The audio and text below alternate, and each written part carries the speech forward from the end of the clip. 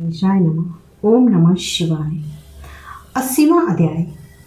देवताओं का कैलाशपुरी आकर वहां विराजमान उमा सहित भगवान शिव के दर्शन करना तथा भगवान शिव द्वारा देवताओं का पशुपत व्रत का उपदेश प्रदान करना। ऋषिगण बोले, हे सूर्य जी, पशुपति का दर्शन करके पशुपाश से मुक्ति किस प्रकार होती है? देवताओं ने पशु तत्व को कैसे त्याग किया, इसे आप कृपा करके इसे लोगों को बताइए। सूर्य जी बोले, पूर्व काल में कैलाश शिखर पर भोग्य नामक अपने पुर में स्थित सर्वज्ञ शिव के पास सभी देवता उनकी कृपा से एक साथ मिलकर आए। सभी देवताओं के हित के लिए जनार्दन पुरुषोत्तम विष्णु भी गरुड़ के स्कंद पर बैठकर ब्रह्मा तथा सभी देवताओं के साथ देव शिव के पास पहुंचे। इंद्र, सत्यगण तथा जम सहित सभी लोगों ने एक साथ शिव गिरि श्रेष्ठ शुभ तथा उत्तम पर्वत श्रेष्ठ मेरु पर आकर उस गिरि का प्रणाम किया। वे गरुड़ध्वज भगवान वासुदेव गरुड़ से उतरकर उत्तम देवताओं के साथ मेरु पर्वत पर चढ़ गए। वे समस्त पापों से रहित सब कुछ देने वाला, उत्तम भोगों से युक्त, आनंदित, कुरकुर पक्षियों से सम्मोहित, हाथियों की ध्वनियों से निनादित, मधुर गीतों से गुंजित, अन्य पर्वतों से पृष्ठभाग को अपने छाया रूपी अंधकार से युक्त करने वाला, पद चिन्हों से युक्त, वन प्रदेश वाला, सुंदर हवाओं तथा जल से परिपूर्ण, सूर्य के समान प्रदीप्त, सैकड़ों हजारों भवनों से युक्त, मनोहर गति वाले हंस समूहों से मंडित, दव, खदिर,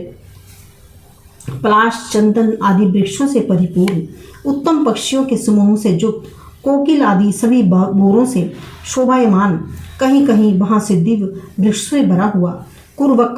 प्रीक, तिलक, पुष्प वृक्षों से संपन्न, बहुत से कदम्ब, तमाल, लताओं से घिरा हुआ तथा अनेक प्रकार के शिखरों से युक्त श्रेष्ठ पर्वत है। पर्वत के पृष्ठ पर देव परमेश्वर शिव के विहार के लिए विश्वकर्मा ने शिवपुर का निर्माण किया। इंद्र तथा उपेंद्र सहित सभी देवताओं ने उस पुर को ध्यानपूर्वक देखा और शिव के प्रभाव से दूर से ही उसे प्रणाम किया। महात्मा आदिदेव विष्णु मेरु के एक बाग में स्थित हजारों सूर्य के समान देदीप्यमान हजारों तरह से महान सभी गुणों से युक्त कैलाशगिरी पर गए। तदंतर ब्रह्मा तथा देव शत्रुओं का विनाश करने वाले विष्णु उस महानपुर के द्वार पर पहुंचे, जो स्त्रियों, हाथियों, घोड़ों, अनेक रथों, गणों तथा गणेशों से भरा हुआ था और महापर्वत के समान प्रतीत हो रहा था। तदंतर सुवर्णमय भुवनों, मणिभूषित विमानों तथा अनेक आकार वाले प्राकारों से घिरे हुए शिव के बाहरी पुर को देखकर प्रसन्न मुख होकर विष्णु ने ब्रह्मा सहित सभी देवताओं के साथ देव के उस दूसरे पुर में प्रवेश किया, जो विशाल भुवनों तथा महलों से अवरुद्ध, ऊंची अटलिकाओं से समन्वित, 4 द्वारों वाले परम सुंदर, हीरा, वैडूर्य, माणिक्य, मणियों के जालों से आवृत, आंदोलित हो रहे थे। हिंडोलों से समन्वित, घंटा तथा चामर से विभूषित, मृदंग, मुरज आदि वाद्य यंत्रों से परिपूर्ण, बीना बेनों से निनादित, नृत्य करती हुई अप्सराएं तथा भूत गणों से गिरा हुआ और दृष्टि को मोह लेने वाला देवेंद्र भवन के आकार वाले भवनों से मंडित था। तीसरे पुर में प्रवेश करने पर महलों से शिखरों पर विराजमान हजारों पुरुष स्त्रियां अपने हाथों से भी सभी ओर से शिव की भांति विष्णु के मस्तक पर विपुष्प, फल आदि, अक्षत आदि की वर्षा करने लगी। उस समय विष्णु को देखकर मद से घृणित नेत्रों वाले तथा विशाल जांघों वाली स्त्रियां शीघ्र ही आनंद मगन हो गई और वे नाचने गाने लगी। विष्णु को सब कुछ देखकर स्त्रियों का मुखमंडल मंद मुस्कान से भर गया।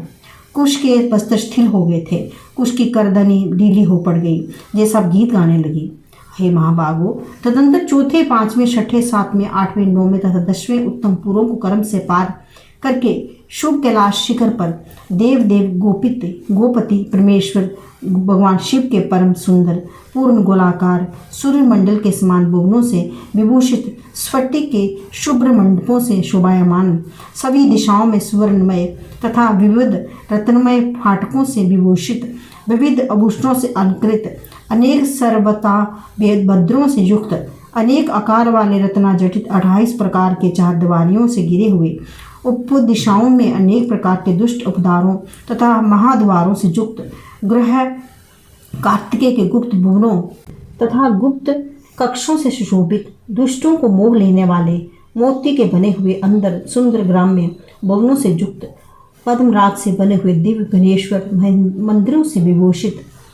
चंद्र के वृक्षों सहित अनेक प्रकार आकार वाले सुंदर पुष्प उद्यानों से शोभित, सोने की सीढ़ियों को पक्षियों पंक्तियों से युक्त और स्त्रियों के चाल को तिरस्कृत करने वाले हंसों से सभी ओर से सेवित, सरोवरों तथा बावलियों से विभूषित, मयूर, कारकंड, कोकिल तथा चक्रवाक से सुशोभित और दिव्य अमृत जल से युक्त,